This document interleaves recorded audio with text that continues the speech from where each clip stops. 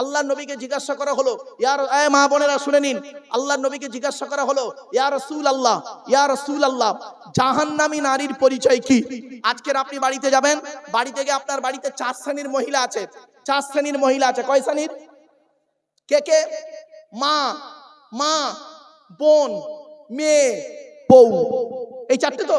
চলুন, আপনার মা, বোন, মেয়ে, বউ, এই 4 জন জান্নাতি না জাহান্নামী? চলুন, আল্লাহর নবীর হাদিসগুলো আমি তুলে ধরছি, আপনি বাড়িতে গিয়েই বুঝবেন।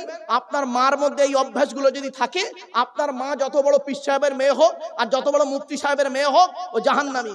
আপনার বোন যদি, আপনার বোনের মধ্যে যদি অভ্যাসগুলো থাকে, আপনার বাপ যত বড় আলেম হোক, আপনার বোন জাহান্নামী। আপনার বউয়ের মধ্যে যদি এই অভ্যাসগুলো থাকে, আপনার বউ যত বড় পীর সাহেবের মেয়ে হোক আর যত বড় মুফতি সাহেবের মেয়ে হোক, আপনার বউ জাহান্নামী। চলুন, এই 4টে, এই কটা গুণ শুনে নিন। জাহান্নামী নারীর পরিচয়গুলো কি কি? 1 নাম্বার, নবীজি বললেন ওই নারীরা জাহান্নামী, ওই নারীরা জাহান্নামী। ও নামাজ পড়লেও জাহান্নামী, রোজা রাখলেও জাহান্নামী।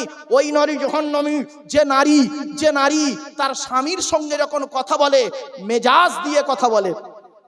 অনেক মেয়ে ছেলে আছে দেখবেন, বাইরের লোকের সঙ্গে কথা বলবে মিষ্টি মিষ্টি ভাষায়, আর স্বামীর সঙ্গে যখন কথা বলে মেজাজ দিয়ে কথা বলে।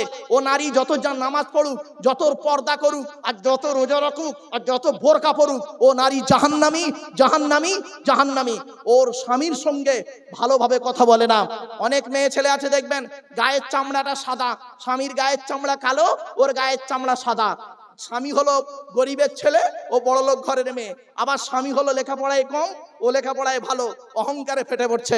এ নারী, শুনে রেখে দাও, তোমার মতো নারী হলো জাহান্নামী। যদি তোমার ব্যবহারে তোমার স্বামী যদি নারাজ থাকে, তুমি তোমার স্বামীর সঙ্গে যখন কথা বলবে মেজাজ দিয়ে যদি কথা বলেছ, তোমার মতো নারী জাহান্নামী, জাহান্নামী, জাহান্নামী। আমি বলিনি, নবীজি বলেছেন। আমি হলাম একটা ট্রান্সলেটরের কাজ করছি, অনুবাদকের কাজ করছি এখন। 2 নাম্বার, ওই নারী জাহান্নামী, ওই নারী জাহান্নামী যে নারী নামাজ পড়লেও জাহান্নামী, রোজা রাখলেও জাহান্নামী। যে নারী তার স্বামীর দুর্নাম বদনাম বাজারে করে বেড়ায়। অনেক মেয়ে ছেলে আছে দেখবেন, অনেক মেয়ে ছেলে আছে দেখবেন, স্বামী ভালো আল্লাহওয়ালা ছেলে, আল্লাহওয়ালা ছেলের সঙ্গে তার বাপ বিয়ে দিয়েছে, মেয়ের বাপ। ও মেয়েটা করছে কি, 9-এ পড়তে পড়তে একটা ছেলের সঙ্গে প্রেম করতো। সেই প্রেমিকার ফোন নাম্বারটা নিয়ে গেছে। স্বামী যখন বাইরে চলে যায়, ও তখন এই প্রেমিকার সঙ্গে ফোনে গজর গজর করে। জাহান্নামী নারী। এরপর আসছে ওই নারী জাহান্নামী যে নারী স্বামীর পরিবারের সঙ্গে ভালো আচরণ করে না। অনেক মেয়ে ছেলে আছে দেখবেন, অনেক মেয়ে ছেলে আছে দেখবেন, স্বামীর বাপকে দেখতে পারে না, স্বামীর মাকে দেখতে পারে না, স্বামীর ভাইকে বোনকে দেখতে পারে না, স্বামীকে দেখে। তোর মতো নারী হলো জাহান্নামী। তুই আদব কোথাকারে, তোর নামাজ রোজা বোরকা, তোর ইবাদত কবুল হবে না। বাস্তবটাই বললাম বাবা, খারাপ ভাববেন না। দোস্ত, তুই যেন রেগে যাসনি ভাই আমার। চলো, এরপরে আসছি ওই নারী জাহান্নামী যে নারী বিনা কারণে স্বামীর বিছানা ছেড়ে দিয়ে অন্য বিছানায় রাত কাটায়। এখানে অনেক নারী আছে যারা স্বামীর বিছানা ছেড়ে দিয়ে অন্য বিছানায় রাত কাটায়। এই সব নারীদের বয়স হলো কত জানেন? 50 প্লাস। 50 প্লাস, বাস্তবটাই বললাম। বেশিরভাগ নারী আছে 50-55 হয়ে গেছে, আর বুড়োর কাছে আর থাকে না। বুড়ো খাচ্ছে কি, মরছে কি, দেখছে সব খবর নেই। উনি ঘরের ভেতরে ঘুমায় নাতিকে নিয়ে, তাহাজ্জুদের নামাজ পড়ে। তো তাহাজ্জুদের নামাজ আল্লাহ কবুল করবে না। বলে গেলাম আজকে। কথাগুলো শুনতে খারাপ লাগছে বাবা। আমি জানি গো বাপ, আমি মিষ্টি সুরে কথা বললে কথাগুলো আপনাদের কানে ঢুকবে না। এমন কিছু মেজাজ দিয়ে কথা বলতে হবে, কথাটা কলজেই ঢুকে যাবে। রাতের বেলা ঘুমাবে, ঠিক কথাগুলো মনে পড়বে আমার। চলো, এবার আসছি ওই নারী জাহান্নামী যে নারী তার স্বামীকে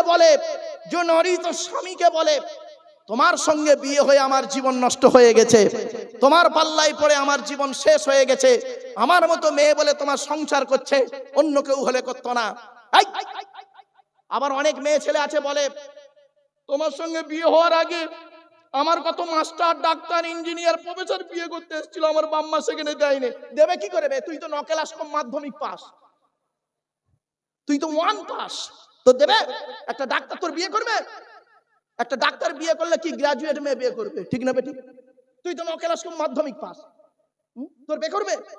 আমি ভালো বলে তোর বিয়ে করেছি, অতএব সংসারটা ভালো করে কর। বাস্তব কথাটা শুনতে হাসি লাগছে না বাবা? স্বামীর যেমন দায়িত্ব আছে, স্ত্রীর তেমন দায়িত্ব আছে। আমি তো স্ত্রীর দায়িত্বগুলো বলছি। স্বামীর দায়িত্ব কি জানেন? আল্লাহর নবী বলেছেন, এই স্বামীরা, ওহ আমার মা বোনরা রেগে বারুদ হয়ে যাচ্ছে, ওরা যে চেল্লাচ্ছিল পুরো চুপ, একদম সাইলেন্ট। ও চলো, আমার পরিচিত লোক বাবা, চলো বাবা। স্বামীর শুনে নিন, আল্লাহর হাতে টাইম নেই বাবা আমার, ওখানে আবার এই বললাম এই টাইমের সমস্যা হলে আমার গালাগালি খেতে হবে, খুব সমস্যা বাপ। যাই হোক, এখনই শেষ করে দেবো। যাক, অলির সন্তান বাবা, তিনি এসেই দোয়া করবেন বাবা, আর নয়। শোনেন, আল্লাহ রসুল বলেছেন, এই স্বামীরা তোমরা তোমাদের স্ত্রীদের 17টা শিক্ষা দিও। কটা কটা কটা? তা কটা শিক্ষা বউকে দিয়েছেন? একটাও তো দেননি। তার মধ্যে দুটো বলে যাচ্ছি। আল্লাহ নবী বলেছেন, এই স্বামীরা তোমরা তোমাদের স্ত্রীদেরকে এই শিক্ষা দেবে, তারা যেন মাথার বালিশ তারা যেন কোনোদিন দুটো ব্যবহার যেন না করে। স্বামী স্ত্রী যখন ঘুমাবে একটি মাত্র লম্বা বালিশে মাথা রেখে ঘুমাবে। স্বামী স্ত্রী যদি এক বালিশে মাথা রেখে ঘুমায়, আল্লাহর রহমত, মহব্বত, ভালোবাসা আল্লাহ বাড়িয়ে দেবে। এই ওয়াজটা শোনার পরে অনেক মুরব্বী বাবাজি মনে মনে বলছে, ওরে মারুফ, 20 বছর আগে পানি গোবরাতে কেন ওয়াজটা করলি না? তোর চাচি আর শুতে নেয় না। ও বাবা, দোষটা কি আমার? আমার বাপের তো দোষ। আমার বাপ বেকরতে দেরি করেছিল। চলো বাপ, মেয়েদের একটা অভ্যাস কি জানেন? স্বামীকে খালি সন্দেহ করা, স্বামীকে খালি সন্দেহ করা। আমার মা বোনদের বলে যাচ্ছি, স্বামীকে সন্দেহ করতে হবে না। আজকের বাড়িতে গিয়ে স্বামী স্ত্রী যখন ঘুমাবে, একটি মাত্র লম্বা বালিশ ব্যবহার করবে, একটি মাত্র লম্বা বালিশ ব্যবহার করবে। আর স্ত্রী যদি ওর মাথার লম্বা চুলটা ওই বালিশের উপরে বিছায় দেয়, আর স্বামী যদি স্ত্রীর চুলের উপরে মাথা রেখে ঘুমায়, ওই স্বামী ওই মুহূর্তে জীবনে কোনোদিন অন্য কোনো মেয়ের কথা ওর মনেই আসবে না। এই ওয়াজটা শোনার পরে আমার মা বোন যারা আছে মনে মনে বলছে, ওরে মারুফ, 20 বছর, এবার তুই বাড়ি চলে যা, ওদের ঘরে আসতে দে, চুল গলায় জড়িয়ে গলায় দড়ি দিয়ে মেরে দেবো আজ। যা পারিস কর, আমি এই চললুন বাবা, রাগ করো না বাবা। আর বেশি নয়, অনেক আলোচনা ছিল, সংক্ষিপ্ত ভাবে শেষ করলাম বাবা। আমার একটা সবরেশানি আছে, সে দোয়া করতে হবে, সেখানে একজন বক্তা আছে, আবার ছেড়ে দিলে আমার মামাসি উদ্ধার হয়ে যাবে। মরা বাম্মা বাবা কোথায় কবরে গেছে, তাদের আর কবর থেকে তুলবেন না বাবা, এই জন্য বলছি।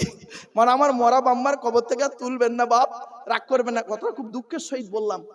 অনেক সময় কি হয় জানেন? আচ্ছা বলেন, আমি আসছি অনেক দূর থেকে, তা 10 মিনিট দেরি হতে পারে না, রাস্তার তো ব্যাপার। হয়তো 15 মিনিট দেরি হলো, বক্তা মাইক ছেড়ে দেয়, বক্তা মাইক ছেড়ে দিয়ে চলে গেল। এবার কমিটির লোক অপমান হলো, আর কিছু শত্রু থাকে দেখবেন জলসা কমিটি, তারা বিরোধী পক্ষ গালিগালাজ করতে লাগলো। এটা বেশি আমি হয়েছে বাবা, এজন্য আমি খুব সচেতন হয়ে গেছি সেখান থেকে। এজন্য এখানে 9টায় টাইম ছিল বাবা, 8:45 চলে এসেছি, তাড়াতাড়ি করে চলে এসেছি, যা হবে হবে বাবা, 9টায় উঠে যাব। তো বাবা উঠতে দেরি হয়েছে। হুজুর করেছেন কি, আমার বন্ধুবর্গ আমিরুল আম্বিয়া সাহেব, খুব পুরাতন বন্ধু মানুষ, উনি আলোচনা করছিলেন। আলহামদুলিল্লাহ বাবা, এখনই জলসা শেষ করে দেব, দোয়া করে দেবেন বাবা। একটা রুমাল পাঠাচ্ছে, একটু তাড়াতাড়ি দেন, একটু দয়া করে মেহেরবানি করে দেন। আচ্ছা, এই মাদ্রাসাটার নাম কি? পানি গোবরার মাদ্রাসা, তাই? পানি গোবরা গ্রামটার নাম